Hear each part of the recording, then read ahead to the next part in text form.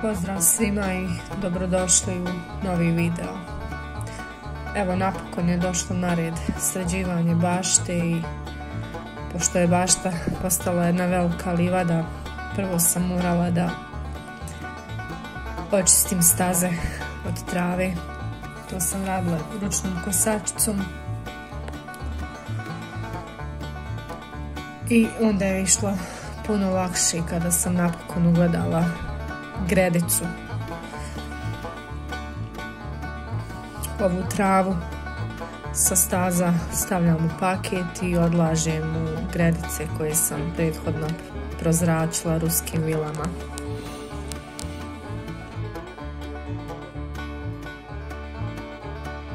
Ja u bašti koristim travu i sjeno kao malč, tako da ovo što je naraslo ovako bujno mi je dobro došlo u nedostatku sjena kao malč. Ovo sređivanje se oteglo na par dana,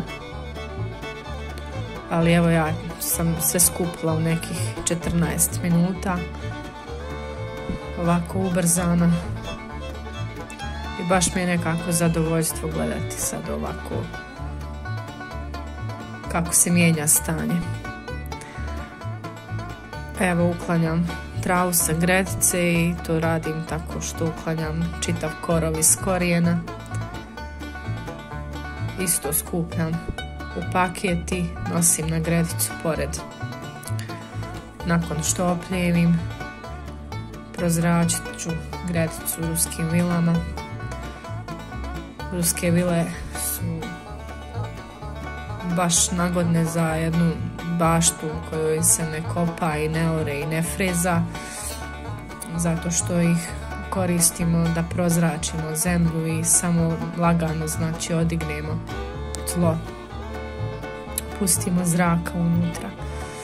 Nema, znači, prevrtanja zemlje, nema uznemiravanja i živog svijeta koji se nalazi u tlu.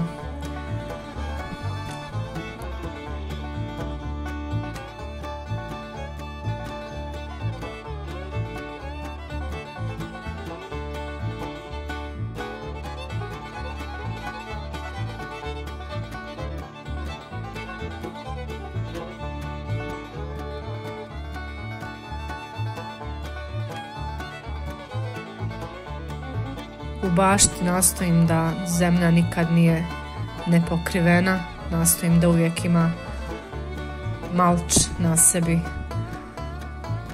Koristim šta imam u tom momentu: lišće, travu, sjeno, grančice, neke biljke koje su prerasle, samo iščupam i ostavim na zemlji.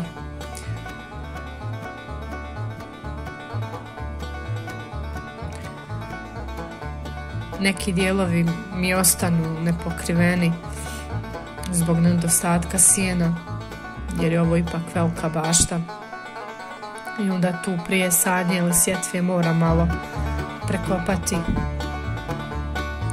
ali to je minimalno stvarno.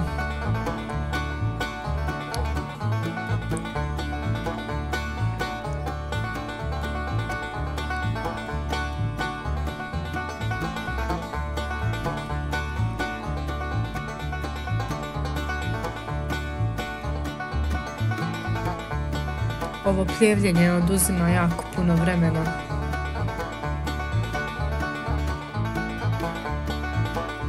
Tako da se to odužilo baš na par dana.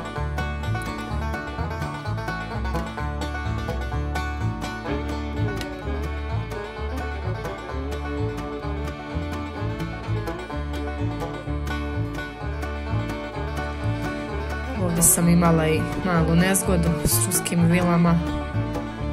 Pukle su mi, tako da sam taj posao morala odložiti za neki drugi dan.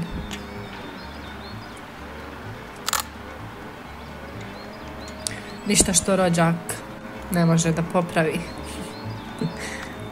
Hvala Vladi.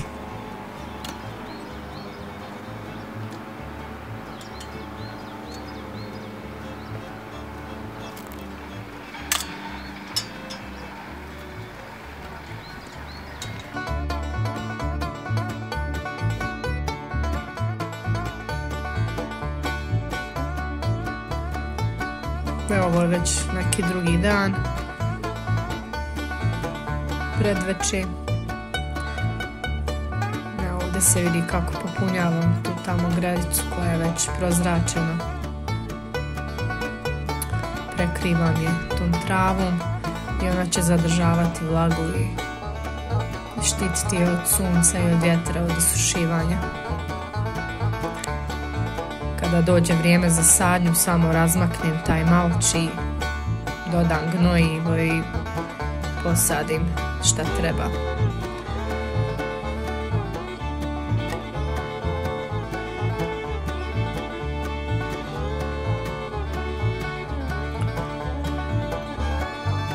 Tu je i maca.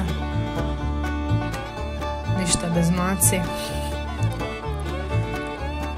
Ona lovi ove popce koje iskaču kada ja odignem zemlju, izlaze iz zemlje.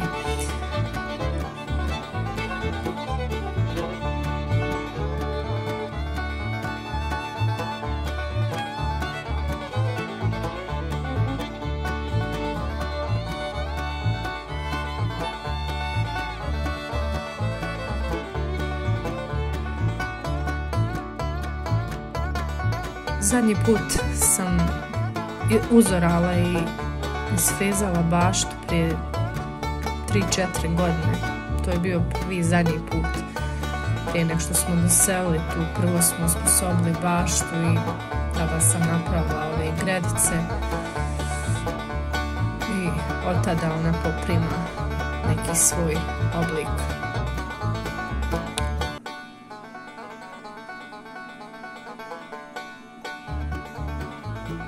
Trudim se što manje uznemiravati zemlju i samo slagati na nju organski materijal koji će se vremenom raspasti i tako se u krug. Iz sezone u sezonu zemlja je sve bolja i bolja, a kada odignete komad zemlje unutra vidite mnoštvo glista, što je jako dobar znak, i gljiva koje rastu po ovom sjenu.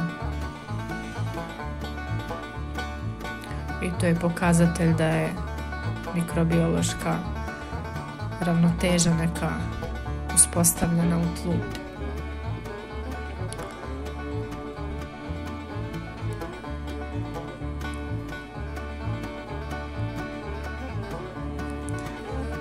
Ovdje je već ostalo preko zime dosta sjena, pa nema baš toliko puno trave, pa je išlo brže.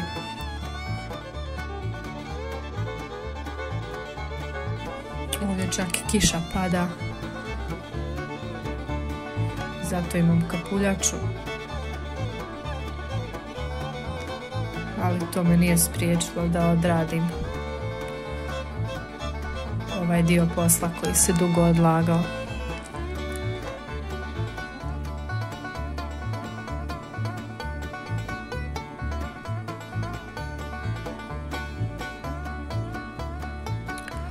Nakon ovog prijevljenja prozračit ću i ove ostale gredice. Površinski odignuti zemlju vilama i to je to. Vratiti malč na njih. Kako kosim dvorište, tako slažem travu. Kuhinjske ostatke naravno.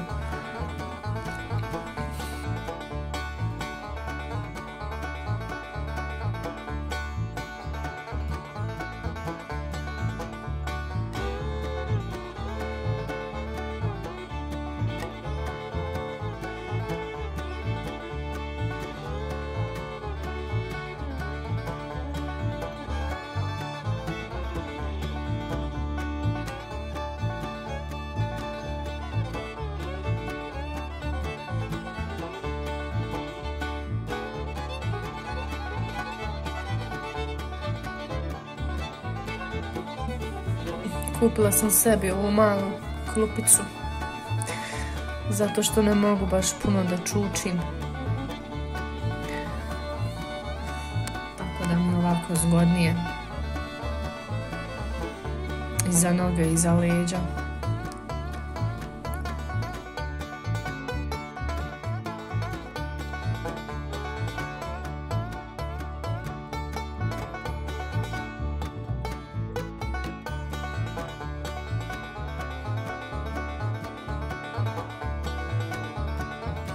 Evo kako video odmiče, tako vidite i kako se vrijeme mijenjalo, bilo je i sunčanih dana i kišnih i oblačnih, vjetar je jako puhao, ali eto, sve se stiglo koliko toliko odraditi nekako ove godine. Dosta kasnim sa svime u odnosu na prošle godine, ali takva je trenutno i privatna situacija i moramo uskladiti i doktore i školu i ostale obaveze sa baštom, tako da nećemo se žaliti, opet sve stignemo. Evo kako izgleda kada se odigne zemlja sa tim vilama, znači samo se blago prozrači i to je to, nema nikakvog okretanja zemlji. Ovi sokorovi počupaju tada vrlo lako, korijen im se prilikom prozračivanja odigne, tako da vrlo lako se one čupaju iz zemlje i to sve ide jako brzo.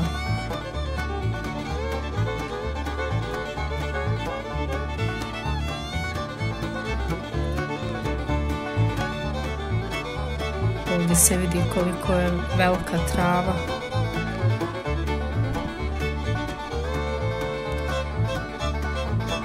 I koliko je to zapravo ispalo dobro na kraju, jer evo imam taj resurs da iskoristim. Ovo će se osušiti za koji dan ovako na gredicama i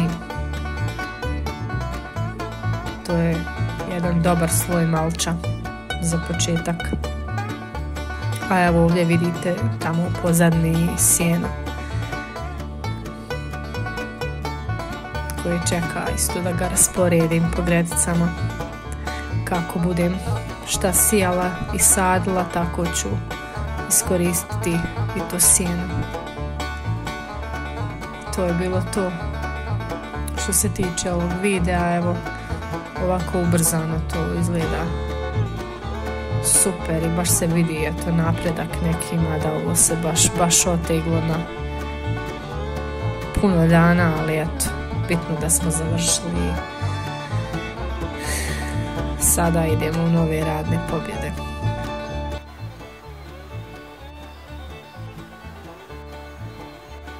Znači u jednoj bašti bez kopanja otpadnu vam ruke od pljevljenja. Ali sve je to super. Ovo je vrtlarenje u skladu s prirodom i